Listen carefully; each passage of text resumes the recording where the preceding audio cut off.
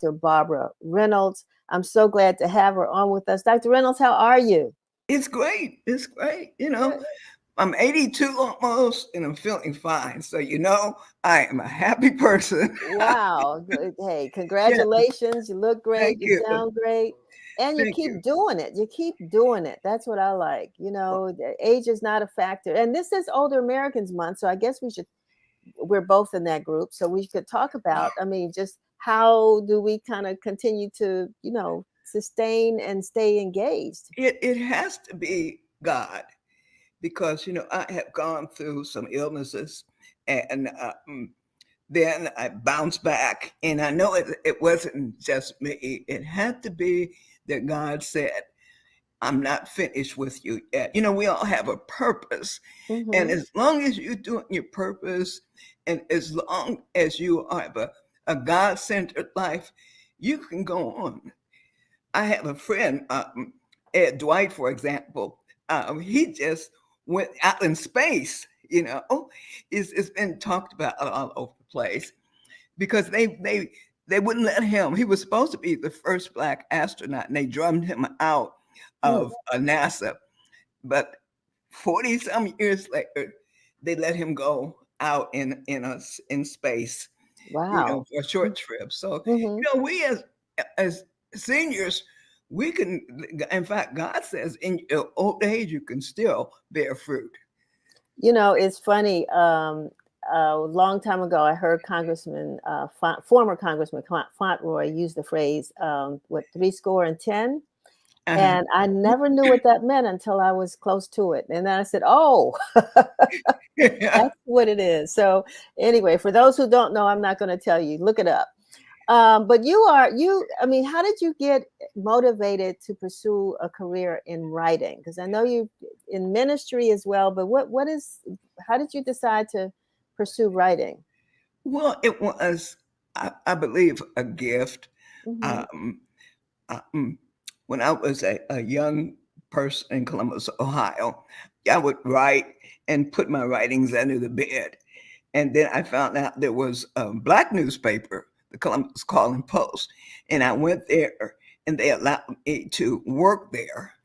And it was like, wow, this is something that excites me. And so, I got my degree in journalism, but when I wanted to go to uh, journalism school, they said, I'm sorry, but we don't, colored girls don't be journalists. And I just said, well, I'm going to be a journalist, whatever it takes. And I ended up giving the commencement speech in 1996.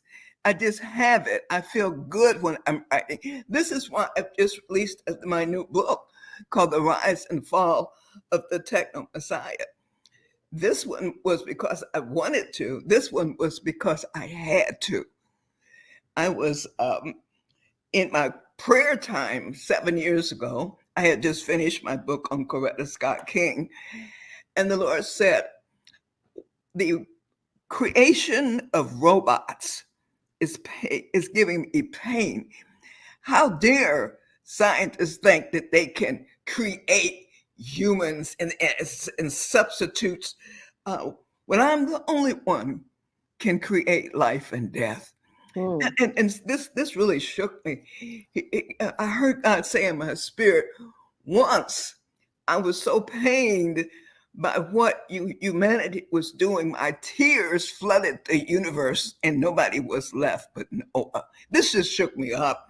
And I said, but Lord, I don't know anything about technology. And he said, you can learn. So that's the difference between what I used to be and what I am now, is someone totally, committed to tell the world what God says, that the technology with God is going to be a disaster. Whether So it, yes. yeah, so that's what because I know as a writer and the tools that you use, right? Even today, involve technology. So you're not anti-technology, but No. what is it that you're saying about technology that we should take pause Okay. with? What it is replacement of God and replacement of human beings. How did I find this? I did research. I went to Silicon Valley because I'm saying if I'm doing a book about technology, let me see what they think. And I ran into signs like Google is God because Google is everywhere. Google is all powerful. Therefore, Google is God. And I did a lot of research. I looked in at Japan and Germany, where robots are conducting services. They're doing mass, they're doing funerals. And I kept going, I kept going. And of course, I look at what is even happening today. Some preachers and pastors are using AI to write their sermons. But what really sparked me was Dr. Denise King. I had written a Coretta book, so we're sort of friends. I told her I was just concerned about technology. She said, Barbara, don't you understand? My father tried to warn people. He said that technology without ethics will be evil, and we will end up with a Frankenstein existence. And then, Mm, then at further research, and a couple of months ago, 50, is it 1500? No, mhm, I think mhm. it's 150. Scientists came out and said that artificial intelligence is so powerful, we can't say that we can control it because some of it is gone rogue. These were the best scientists. So I said, I'm going to have to I'm going around DC and places having conversations, about technology, because some of it is very good, but some of it is harmful, So, even. so let's talk about that, though, Dr. Reynolds. I mean, so tell me, give me, in your opinion, one thing that you think is good about technology, and then what we should be most fearful of. Okay, I think it's good, especially in medicine. People who are paraplegic, could not walk. There's certain brain uh, creations that will help them walk. But see, every time you say something is good, you look at the backside because now they're working on programming your brains. Musk is doing this, where you can get your brains programmed.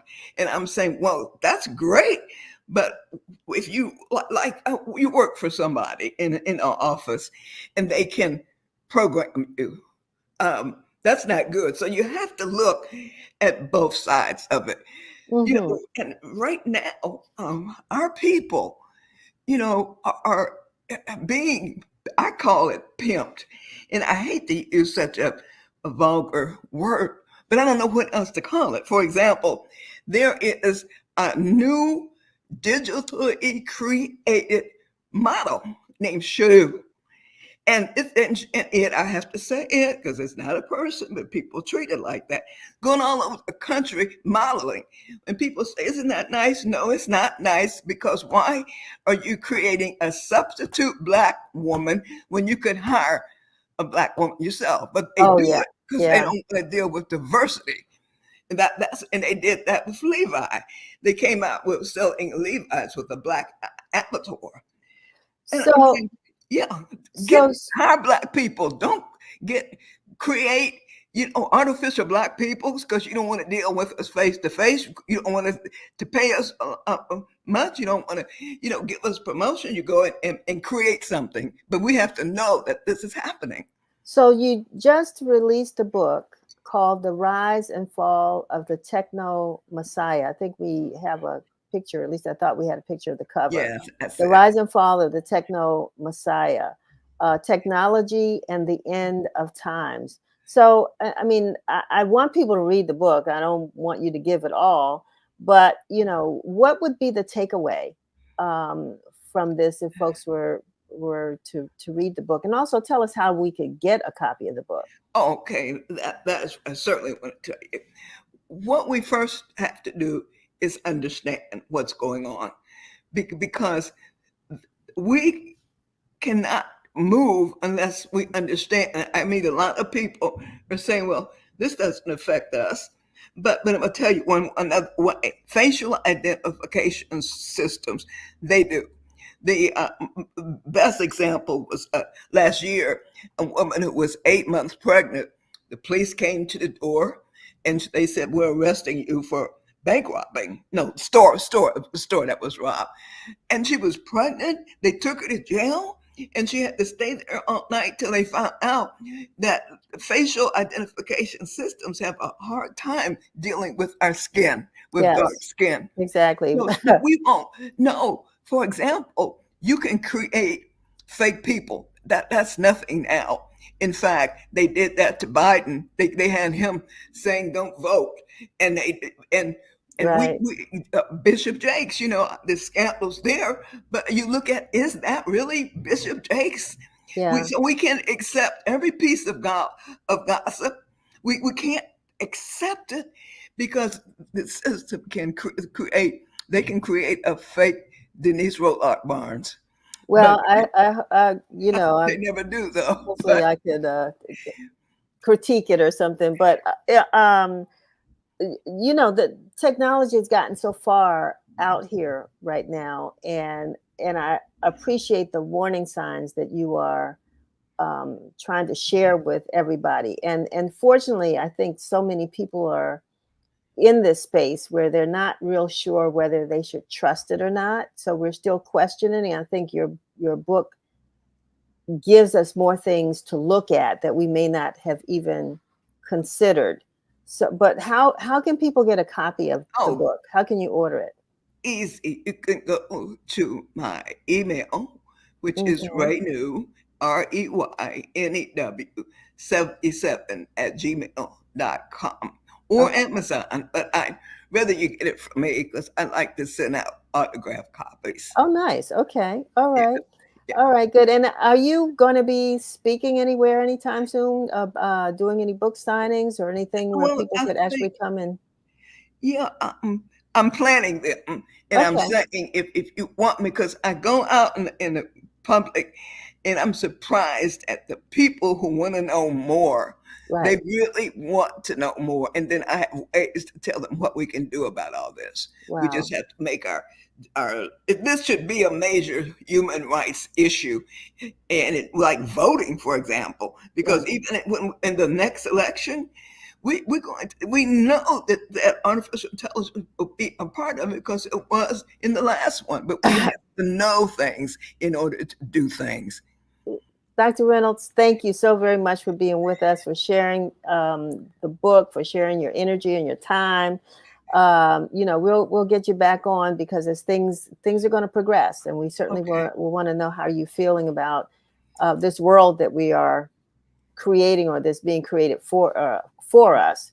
I am so honored. And so certainly want to talk to you some more about that. Well, thank you so much.